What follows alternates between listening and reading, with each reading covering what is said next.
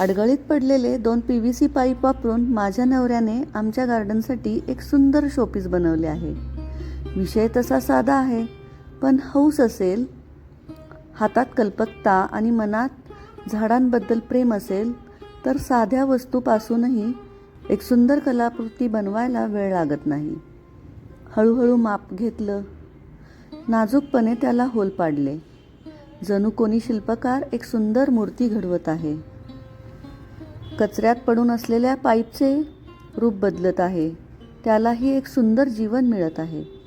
एक एक भाग एकत्र जोडता जोडता जणू एक छोटंसं स्वप्न तयार होत आहे, जिथे ही छोटी छोटी रोपे म्हणजे चिनी गुलाबाच्या काड्या बहरून त्यांच्यावर सुंदर फुले उमलणार आहेत.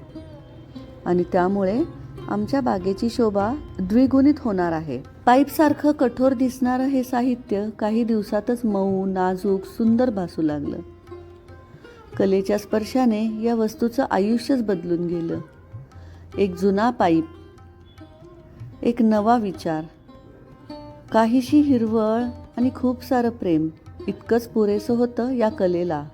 DIY म्हणजे वेळ घालवणं नाही, ते म्हणजे मनातलं सौंदर्य बाहेर आणणं.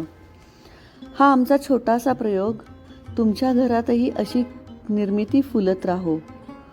आमची ही कलाकृती आवडली असेल तर एक छोटासा लाईक, प्रेमाने भरलेला कमेंट आणि पुढील DIY सफरीसाठी सबस्क्राईब नक्की करा.